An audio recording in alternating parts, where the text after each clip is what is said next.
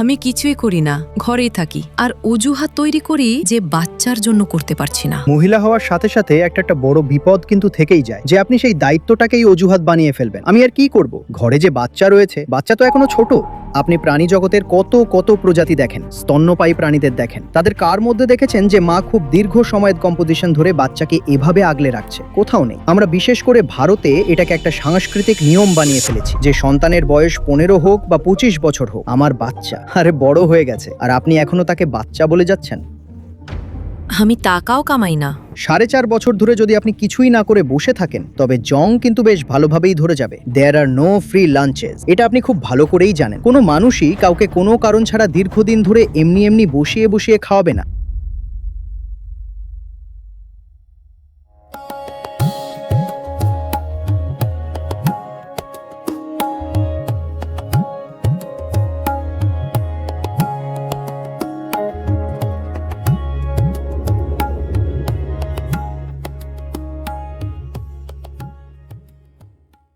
নমস্কার আচার্যজি।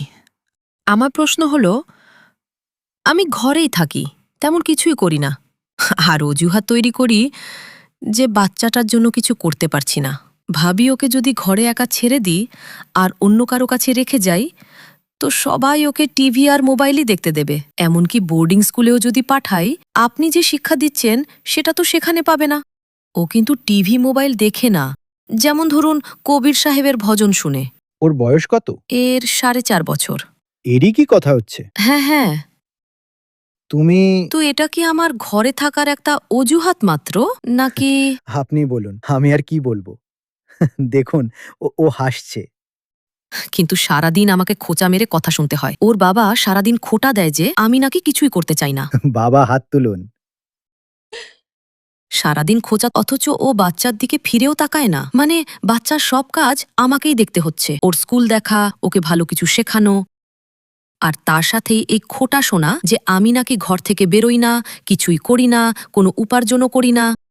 এই মহিলা হওয়ার সাথে সাথে একটা বড় বিপদ কিন্তু থেকেই যায়। একদিক দিয়ে তো সন্তানের আসল আর একেবারে সত্যিকারের দায়িত্ব থাকে, তাই না? আর অন্যদিকে এই বড় বিপদটা থাকে যে আপনি সেই দায়িত্বটাকেই অজুহাত বানিয়ে ফেলবেন। আমি আর কি করব, ঘরে বাচ্চা আছে, বাচ্চা তো এখনো ছোট।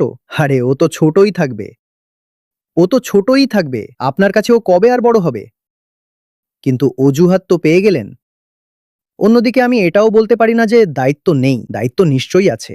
মানুষের বাচ্চা তো বড্ড অসহায় হয়ে জন্মায়, তাকে বহু বছর ধরে সুরক্ষা দিতে হয়, দেখভাল করতে হয়।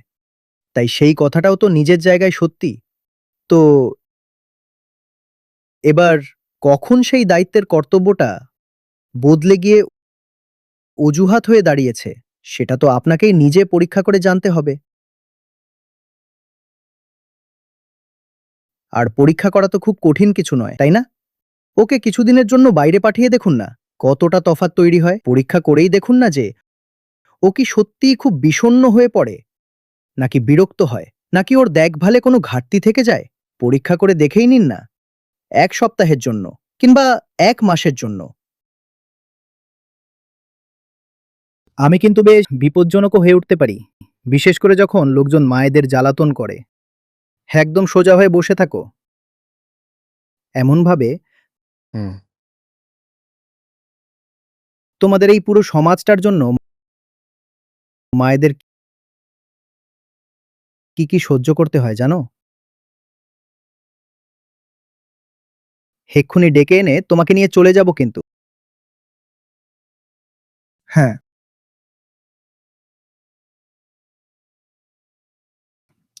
তো এটা তো আপনাকে নিজেকে প্রশ্ন করতে হবে যে সত্যি কি ওর 24 ঘন্টা ধরে আমার এতটা যত্নের প্রয়োজন আছে, নাকি আমি বাচ্চার আড়ালে কোথাও না কোথাও নিজের সুবিধার স্বার্থ জড়িয়ে ফেলেছি। 1 সপ্তাহের জন্য ওকে কোনো ডে কেয়ার বা অন্য কোথাও পাঠিয়ে দেখুন, আর নিজের জন্য অর্থপূর্ণ কোনো কাজ এবার শুরু করুন। 4 বছর ধরে যদি আপনি কিছুই না করেন, তবে জংটা কিন্তু বেশ ভালোভাবেই ধরে যাবে। 4 বছর সময়টা কিন্তু অনেক। এখন তো শুধু খোঁচাই শুনতে হচ্ছে, যেন পরিস্থিতিটা এই খোঁটা শোনার থেকেও আরো বহু দূর না গড়ায়। দেয়ার আর নো ফ্রি লাঞ্চেস, এটা আপনি খুব ভালো করেই জানেন। মানুষ তো অহংকারী, আর অহংকার স্বার্থপর হয়। কোনো মানুষই কাউকে কোনো কারণ ছাড়া দিনের পর দিন বসিয়ে বসিয়ে খাওয়াবে না। অন্যের ওপর নির্ভরশীল হয়ে থাকা কখনোই ভালো কথা নয়, একদমই ভালো কথা নয়। বিশেষ করে যখন আপনার একটা সুস্থ সমর্থ শরীর আছে, আপনি পড়াশোনা জানা, বয়সও কম, তবে কেন আপনি অন্যের ওপর নির্ভরশীল হয়ে থাকছেন? বাচ্চা যদি 6 মাসের হতো বা 1 বছরের হতো আমি বুঝতাম, কিন্তু 4.5 বছর ঠিক আছে। এবার ওকে নিজের থেকে একটু আলাদা রাখার, একটু দূরে সরানোর অভ্যাস শুরু করুন না। প্রয়োগ করেই দেখুনই না কি ফলাফল আসে।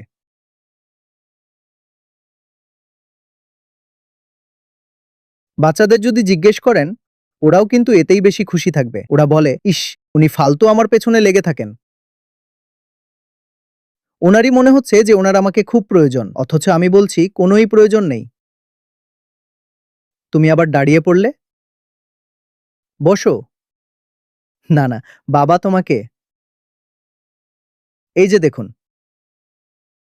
বাপ বেটার এই সংগঠন।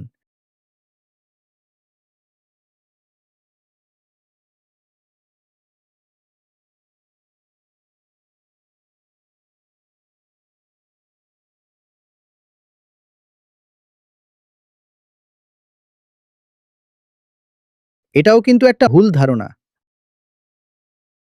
আর এই ধারণার পেছনে বাজার এবং লোক ধর্মের বড় বড় স্বার্থ জড়িয়ে আছে। তারা বোঝাতে চায় যে বাচ্চার বহু বহু বছর ধরে মায়ের প্রয়োজন হয়। এটা একদমই নয়।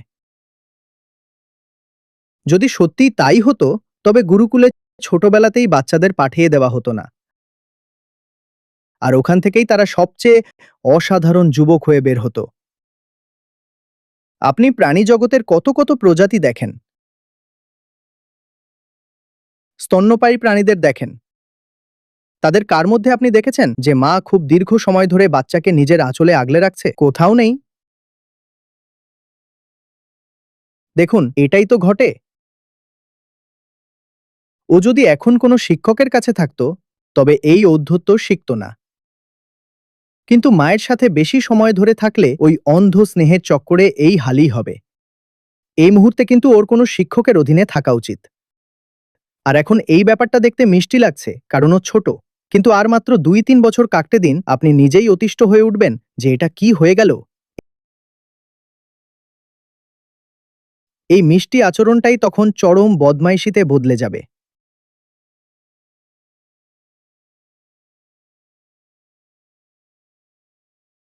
সমস্ত প্রাণীই কিন্তু একটা নির্দিষ্ট সময় পর্যন্তই নিজের বাচ্চা আগলে রাখে। তারপর যাও ভাই, নিজের জীবন নিজে দেখো। আমরা বিশেষ করে ভারতে এটাকে একটা সাংস্কৃতিক নিয়ম বানিয়ে ফেলেছি যে ছেলের বয়স 15 হোক বা 25 বছর হোক, আমার বাচ্চা। আরে সে নিজে এখন বাচ্চা জন্ম দেওয়ার মতো বড় হয়ে গেছে, আর আপনারা তাকে এখনো বাচ্চা বলে চলেছেন। স্কুলেও তাই, এমনকি ইউনিভার্সিটিতেও। কোনো প্রফেসর বলছেন, ওই যে আমার পিএইচডির 4টে বাচ্চা আছে, ওরা এখনই আসবে। পিএইচডির বাচ্চা? পিএইচডির বাচ্চা আবার কি?